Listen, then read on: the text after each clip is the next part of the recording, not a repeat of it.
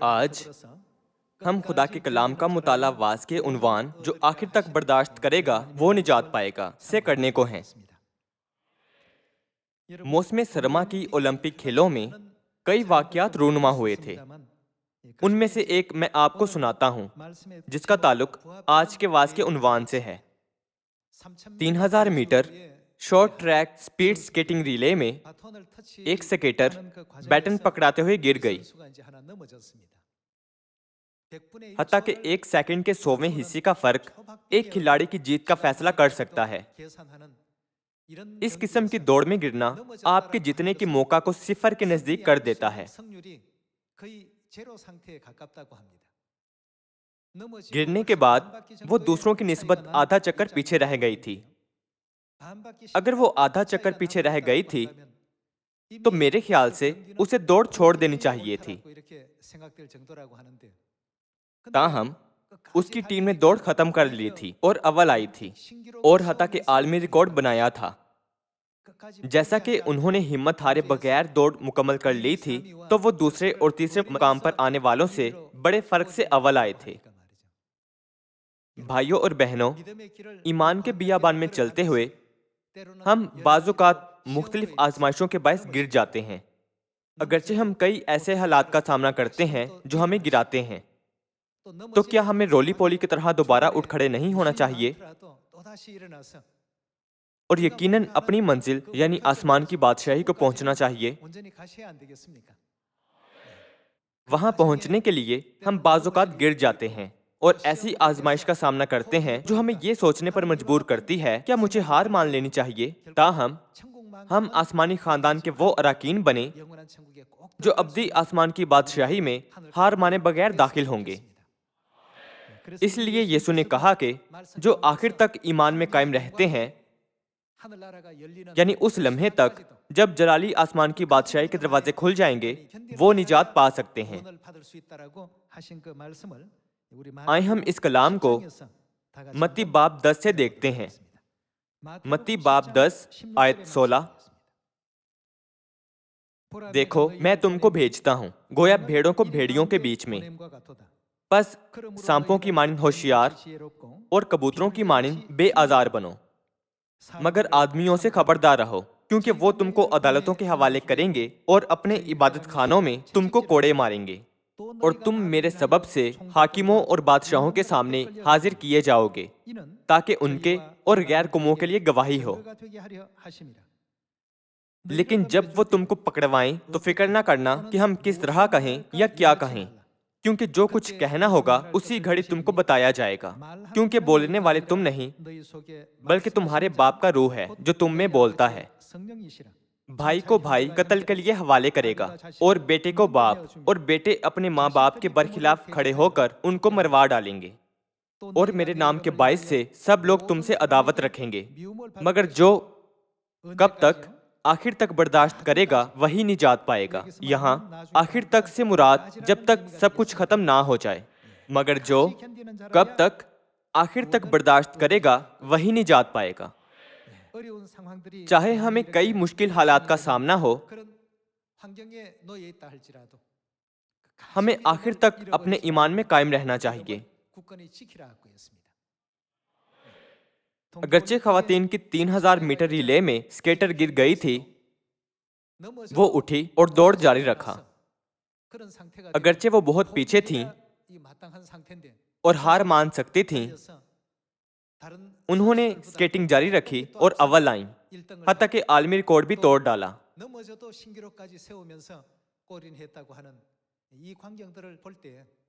جب میں نے یہ دیکھا تو میں نے سوچا یہ محض کھیل نہیں بلکہ لگتا ہے کہ خدا نے یہ حالات ہمارے لیے پیدا کیے تھے۔ ایمان کے بیابان میں لمبا سفر طے کرنے کے دوران شاید ہم آزمائشوں کا سامنا کریں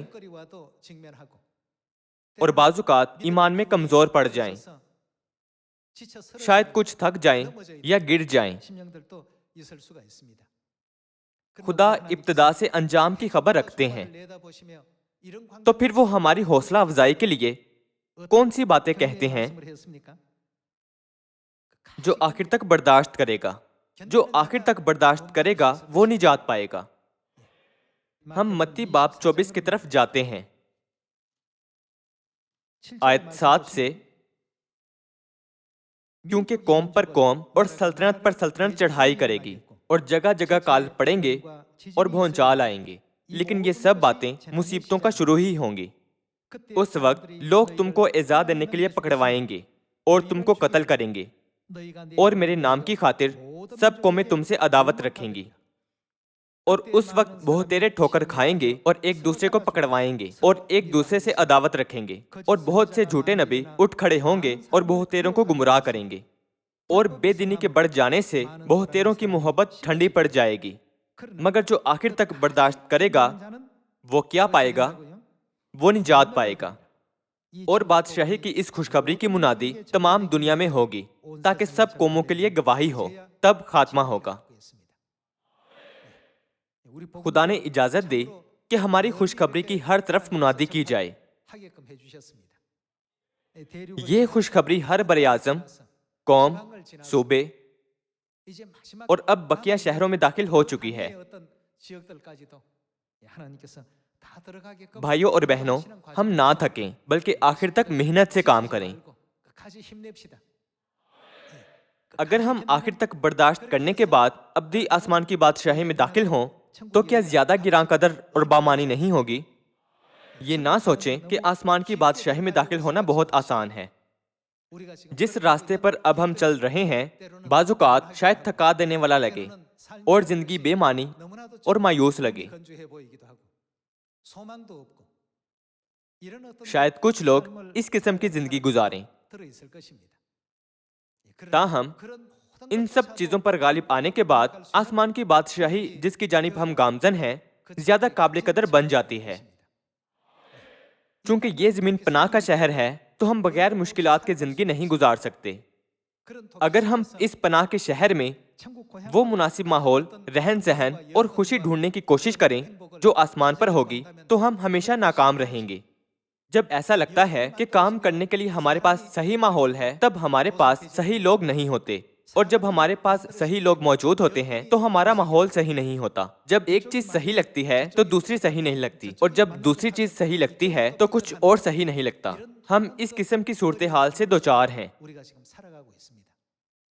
اس کے برعکس اگر ہم آخر تک برداشت کریں تو خدا ہم میں سے ہر ایک کو سونے کا تمغہ دیں گے۔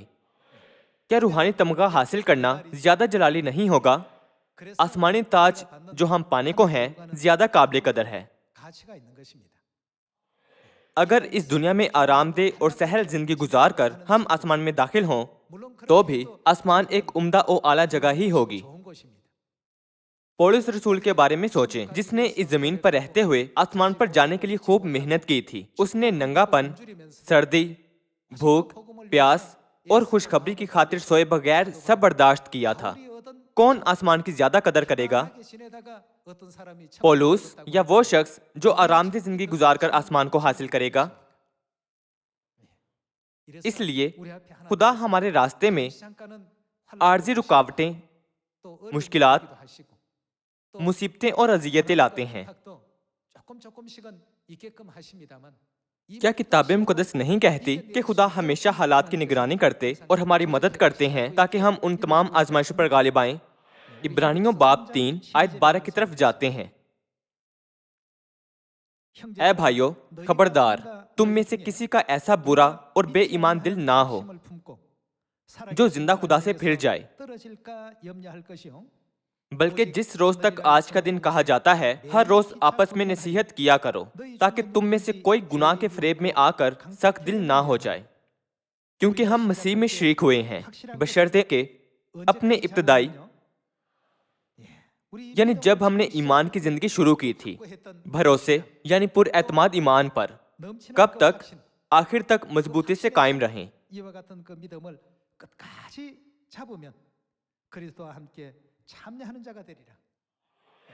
خدا نے ہمیں آگاہ کیا ہے کہ ہم ضرور ان کے جلال میں شریک ہوں گے۔ خدا نے کہا ہمارے ایمان کی زندگی بامانی بن جاتی ہے جب ہم آخر تک مضبوطی سے قائم رہتے ہیں۔ آگے دوڑتے ہوئے اگر آدھ راستے میں ہم ہمت ہار جائیں تو ہم ہرگز اول نہیں آ سکتے۔ کیا اس کا مطلب یہ نہیں ہے کہ ہم انعام حاصل کرنے کے مستحق نہیں ہیں؟ اسی لیے خدا نے کہا تم مسیح میں شریک ہوئے ہو، بشرطے کہ اپنے ابتدائی بھروسے پر آخر تک مضبوطی سے قائم رہو۔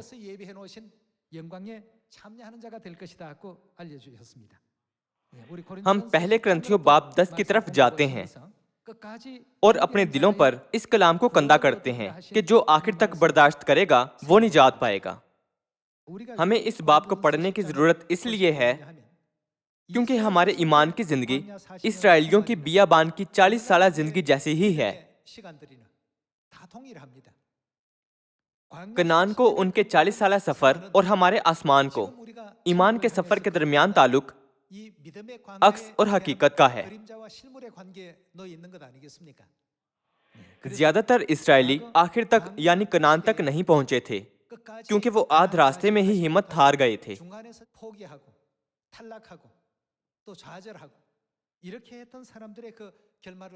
اس لیے آسمان کو ہماری راہ پر ہمیں ان کے نمونے کی پیروی نہیں کرنی چاہیے۔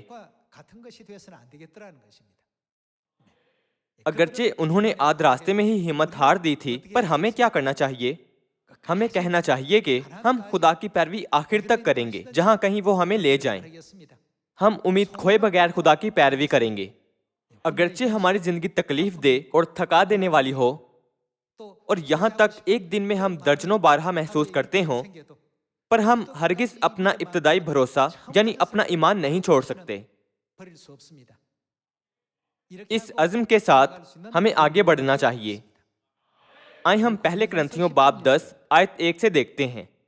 اے بھائیو، میں تمہارا اس سے ناواقف رہنا نہیں چاہتا کہ ہمارے سب باپ دادا بادل کے نیچے تھے اور سب کے سب سمندر میں سے گزرے، اور سبھی نے اس بادل اور سمندر میں موسیٰ کا بپتسمہ لیا، اور سب نے ایک ہی روحانی خوراک کھائی، اور سب نے ایک ہی روحانی پانی پیا، کیونکہ وہ اس روحانی چٹان میں سے پانی پیتے تھے جو ان کے ساتھ ساتھ چلتی تھی، اور وہ چٹان مسیح تھا۔ مگر ان میں اکثروں سے خدا راضی نہ ہوا، چنانچہ ان کے ساتھ کیا ہوا تھا؟ وہ بیابان میں ڈھیر ہو گئے۔ وہ سب جو بیابان میں ڈھیر ہو گئے تھے وہ تھے جنہوں نے ہار مان لی تھی۔ وہ آخر تک قائم نہیں رہ سکے تھے کیونکہ ان کے بہت سے بہانے تھے۔ ہر نامناسب صورتحال کو جس کا انہوں نے سامنا کیا اسے مصیبت گردانا، اور اسی وجہ سے وہ بڑبڑاتے اور شکایت کرتے تھے۔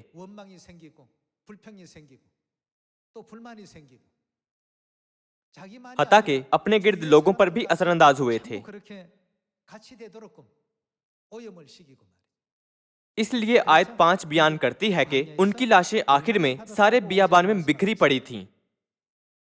آیت 6 سے دیکھتے ہیں۔ یہ باتیں ہمارے واسطے عبرت ٹھہریں تاکہ ہم بری چیزوں کی خواہش نہ کریں جیسے انہوں نے کی، اور تم بت پرست نہ بنو جس طرح بعض ان میں سے بن گئے تھے۔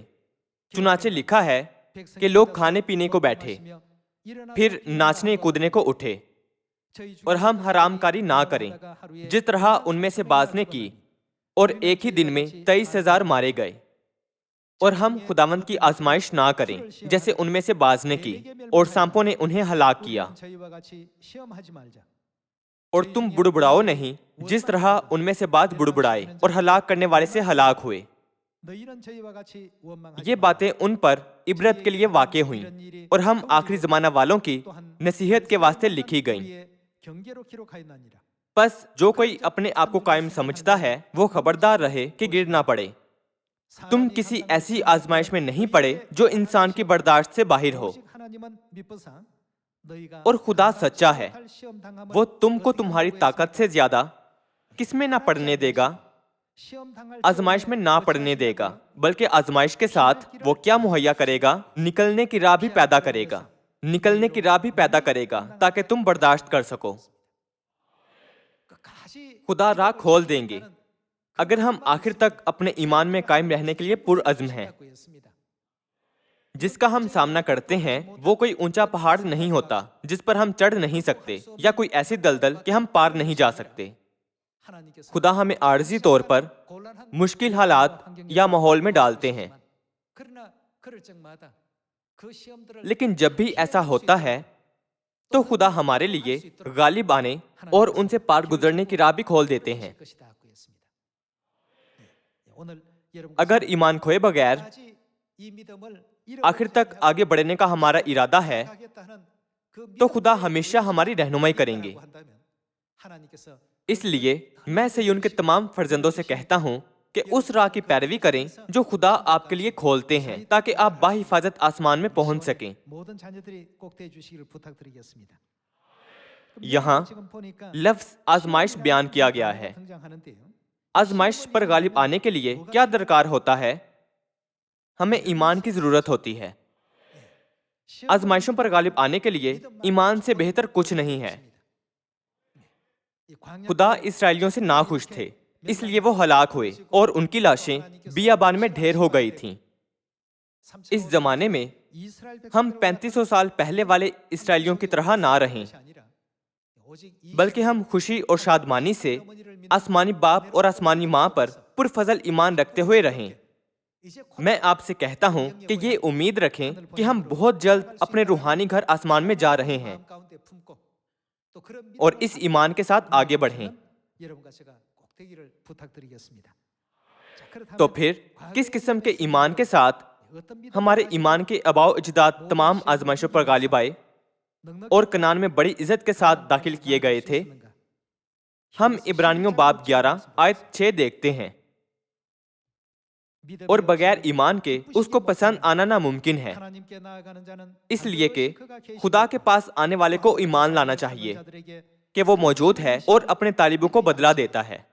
ایمان ہی کے سبب سے نوح نے ان چیزوں کی بابت جو اس وقت تک نظر نہ آتی تھیں ہدایت پا کر خدا کے خوف سے اپنے گھرانے کے بچاؤ کے لیے کشتی بنائی، جس سے اس نے دنیا کو مجرم ٹھہرایا اور اس راست بازی کا وارث ہوا جو ایمان سے ہے۔ آپ سب احتیاط سے اس کے بارے میں سوچیں۔ محققین کشتی بنانے کے بارے میں قدرے مختلف رائے رکھتے تھے، لیکن وہ کہتے ہیں کہ نوح کو کشتی بنانے میں 40 سے 120 سال لگے ہوں گے۔ اس بارے میں سوچیں کہ کیسے نوح اتنے لمبے عرصے تک صرف کشتی بنانے پر توجہ دیتا رہا۔ یہ کچھ ایسا نہیں ہے جو ایک آدمی کر سکتا ہے۔ اس زمانے میں خدا نے کہا تھا کہ اس زمین پر پانی برسے گا۔ یہ ناقابل یقین صورتحال تھی۔ تصور کریں کہ نوح ایمان سے قریباً 1 یا 2 برس سے برداشت کر رہا ہے۔ اسے 10 برسوں تک برداشت کرتے ہوئے تصور کریں۔ اس نے 20 برس تک برداشت کیا۔ اس نے 30 برسوں تک برداشت کیا۔ اس نے کام کرنا جاری رکھا، لیکن یہ ختم ہونے والا نہیں لگتا، اور پھر پانی کا ایک قطرہ بھی آسمان سے نہیں گر رہا تھا۔ تاہم خدا نے اسے کہا تھا کہ کشتی بنا۔ کیا یہ سب بغیر ایمان کے ہو سکتا تھا؟ جب اس نے یہ کام ختم کر لیا تو کیا خدا نے آخر کار پانی سے دنیا کی عدالت نہیں کی تھی؟ کیا خدا نے نوح اور اس کے خاندان کو نہیں بچایا تھا؟ اور ان کے وسیلے کیا خدا نے بنی آدم کے لیے بے جان جہان سے ایک بہتر جگہ نہیں بنائی تھی؟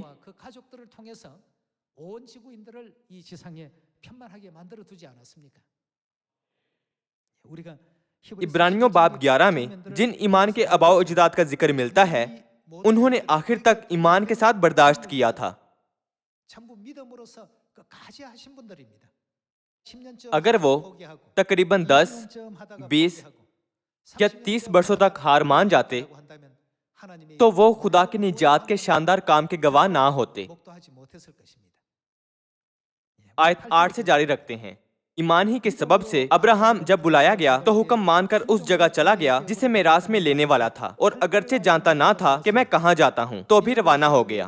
ایمان ہی سے اس نے ملک موعود میں اس طرح مسافرانہ طور پر بود و باش کی کہ گویا غیر ملک ہے، اور اسحاق اور یعقوب سمیت جو اس کے ساتھ اسی وعدے کے وارث تھے خیموں میں سکونت کی، کیونکہ وہ اس پائیدار شہر کا امیدوار تھا جس کا معمار اور بنانے والا خدا ہے۔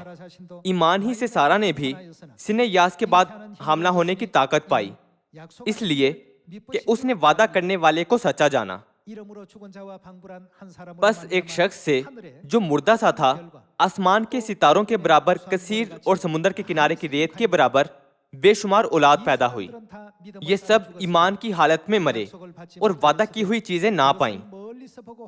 मगर दूर ही से उन्हें देखकर खुश हुए और इकरार किया कि हम जमीन पर परदेसी और मुसाफिर हैं। जो ऐसी बातें कहते हैं वो जाहिर करते हैं कि हम अपने वतन की तलाश में हैं। क्या हमारा अब्दी वतन आसमान की बादशाही नहीं है?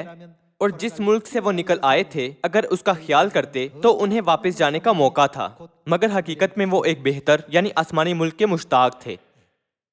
अब्दी आसमान की बादशाही की राह पर बियाबान में रूहानी इसराइली मुख्तलिफ आजमाइशों का सामना करते हैं। कुछ लोग हर बार आजमाइश का सामना करने पर गिर जाते हैं, जबकि दीगर उसी आजमाइश पर गालिब आते हैं। जब कोई दूसरी किस्म की आजमाइश दी जाती है तो कुछ गालिब आते हैं और कुछ गिर जाते हैं, और जब एक मुख्तलिफ आजमाइश आती है तो कुछ गालिब आते और कुछ नहीं। जब इसराइलियों ने मिस्र छोड़ा था तो तकरीबन 6 लाख मर्द थे,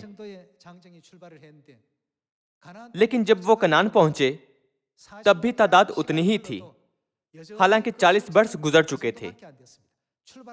अगरचे इन 40 बरसों में दूसरी पुश्त में बहुत से लोग पैदा हुए होंगे, पर उनकी रवानगी से लेकर उनके पहुंचने तक इसराइलियों की तादाद उतनी ही रही थी। जो बात ज्यादा काबिल तर्ज थी वो ये थी कि मुल्क कनान में दूसरी पुश्त दाखिल हुई थी, मगर जो लोग मिस्र से निकले थे वो बियाबान में मर गए थे। आप सब, हम अब ईमान के बियाबान में चल रहे हैं।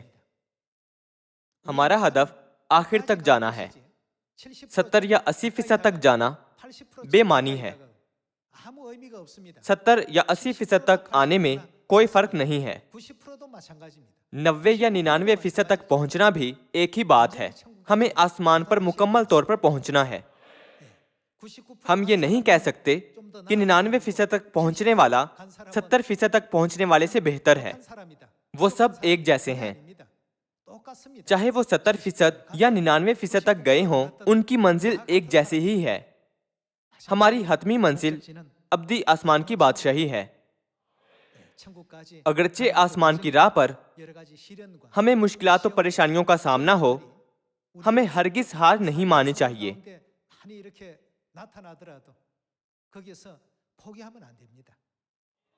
जो लोग कनान में दाखिल ना हो सके थे वो ऐसे लोग थे जिन्होंने बीच राह में ही हार मान ली थी। आजमाइशों से मगलूब होकर उन्होंने हार मान ली थी। ये कहने की बजाय कि उन्होंने हार मान ली थी। किताब मुकद्दस कैसे बयान करती है कि उन्होंने क्या किया था? ये बयान करती है कि वो आजमाइश में पड़ गए थे। भाइयों और बहनों, हिम्मत ना हारें।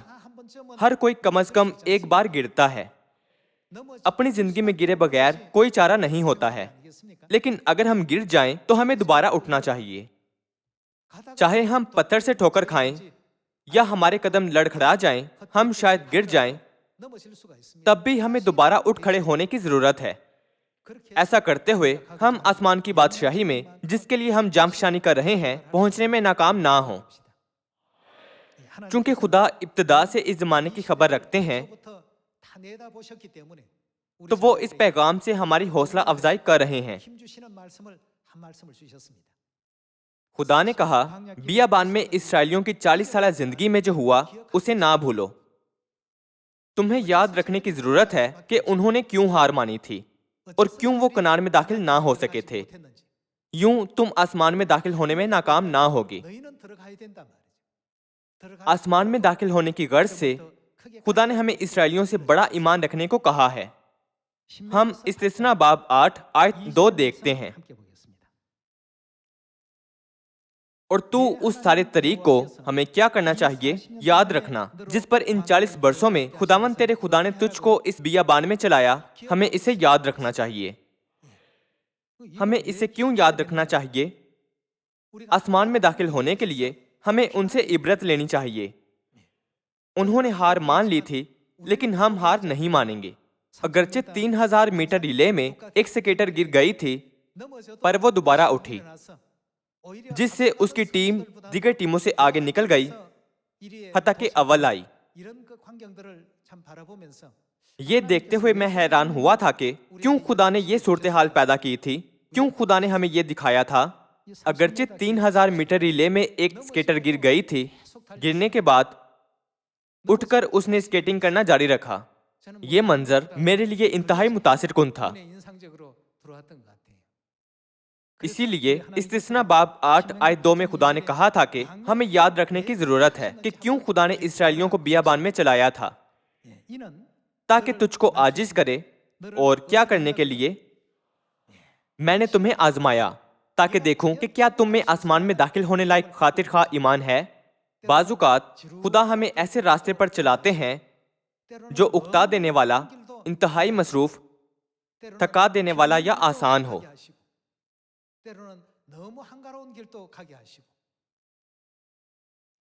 آزمائے اور تیرے دل کی بات دریافت کرے کہ تو اس کے حکموں کو مانے گا یا نہیں۔ آیت 3، اور اس نے تجھ کو عاجز کیا بھی اور تجھ کو بھوکا ہونے دیا، اور وہ من جسے نہ تو نہ تیرے باپ دادا جانتے تھے تجھ کو کھلایا، تاکہ تجھ کو سکھائے کہ انسان صرف روٹی ہی سے جیتا نہیں رہتا بلکہ ہر بات سے جو خداوند کے منہ سے نکلتی ہے وہ جیتا رہتا ہے۔ ان 40 برسوں میں نہ تو تیرے تن پر تیرے کپڑے پرانے ہوئے اور نہ تیرے پاؤں سوجے۔ اور تو اپنے دل میں خیال رکھنا کہ جس طرح آدمی اپنے بیٹے کو تنبیہ کرتا ہے ویسے ہی خداوند تیرا خدا تجھ کو تنبیہ کرتا ہے۔ سو تو خداوند اپنے خدا کی راہوں پر چلنے اور اس کا خوف ماننے کے لیے اس کے حکموں پر عمل کرنا، کیونکہ خداوند تیرا خدا تجھ کو ایک اچھے ملک میں لیے جاتا ہے۔ وہ پانی کی ندیوں اور ایسے چشموں اور سوتوں کا ملک ہے جو وادیوں اور پہاڑوں سے پھوٹ کر نکلتے ہیں۔ وہ ایسا ملک ہے جہاں گیہوں اور جو اور انگور اور انجیر کے درخت اور انار ہوتے ہیں۔ وہ ایسا ملک ہے جہاں روغن دار زیتون اور شہد بھی ہے۔ اس ملک میں تجھ کو روٹی بافرات ملے گی اور تجھ کو کسی چیز کی کمی نہ ہوگی، کیونکہ اس ملک کے پتھر بھی لوہا ہیں اور وہاں کے پہاڑوں سے تو تانبا کھود کر نکال سکے گا، اور تو کھائے گا اور سیر ہوگا، اور اس اچھے ملک کے لیے جسے خداوند تیرا خدا تجھ کو دیتا ہے اس کا شکر بجا لائے گا۔ سو خبردار رہنا کہ کہیں ایسا نہ ہو کہ تو خداوند اپنے خدا کو بھول کر اس کے فرمانوں اور حکموں اور آئین کو جن کو آج میں تجھ کو سناتا ہوں ماننا چھوڑ دے۔ یہ وہ ہے جو کتاب مقدس ہمیں بتاتی ہے۔ خدا نے ہمیں کہا کہ جو بیابان میں ہوا اسے نہ بھولیں۔ اگر ہم بھی اسرائیلیوں کی مانند اسی راہ پر چلیں تو ہم بھی ہمت ہار جائیں گے، حوصلہ شکن ہوں گے اور اسرائیلیوں کی مانند ڈھیر ہو جائیں گے۔ اسی لیے خدا ہمیں بتاتے ہیں کہ ہم ان کی راہ کو یاد رکھیں تاکہ ہم اس راہ پر ایمان کے بیابان میں چلتے ہوئے جا سکیں۔ ہم ہرگز حوصلہ شکن نہ ہوں اور نہ ہی ہمت ہاریں۔ آپ دنیا کی ہر چیز کو چھوڑ سکتے ہیں لیکن آسمان کی بادشاہی کو ہرگز نہ چھوڑیں۔ حوصلہ رکھیں۔ اگرچہ ہماری جسمانی زندگی دشوار ہے اور بہت سے مسائل ہمیں روکتے ہیں اور ہمارے ایمان کو مشکل بناتے ہیں، پر خدا عارضی طور پر انہیں ہمارے آگے لاتے ہیں، لیکن ہمیشہ ہمارے لیے راہ بھی کھولتے ہیں۔ خدا دیکھنا چاہتے ہیں کہ ہم کتنے بڑے ہو گئے ہیں۔ آیا ہم اب تک چھوٹے بچے ہیں جو معمولی رکاوٹ کو رینگ کر پار نہیں کر سکتے، یا ہم بڑے ہو چکے ہیں جو کسی چیز کے اوپر سے آسانی سے گزر سکتے ہیں؟ چونکہ خدا راہ کھولنے کا وعدہ کرتے ہیں تو ہم بہت زیادہ مشکلات سے لپٹے نہ رہیں، یا حوصلہ شکن یا دل برداشتہ نہ ہوں۔ ہمارے صیون کے خاندانی اراکین ہمیشہ یاد رکھیں کہ ہمارے پاس آسمان کی امید ہے، اور یہ کہ ہم باپ اور ماں کے ساتھ مل کر خوشخبری کی راہ پر چل رہے ہیں، اس لیے ہم خوش رہیں۔ ایسا کر کے ہم سب وہ خوبصورت آسمانی خاندان بنیں جو اپنے روحانی گھر آسمان میں جہاں باپ اور ماں رہتے ہیں عبدالآباد ابدی زندگی اور خوشی کا لطف اٹھانے کے قابل ہوں گے۔ ہمارے صیون کے خاندانی اراکین حوصلہ رکھیں اور زیادہ برکات حاصل کریں۔ آپ کا بہت شکریہ۔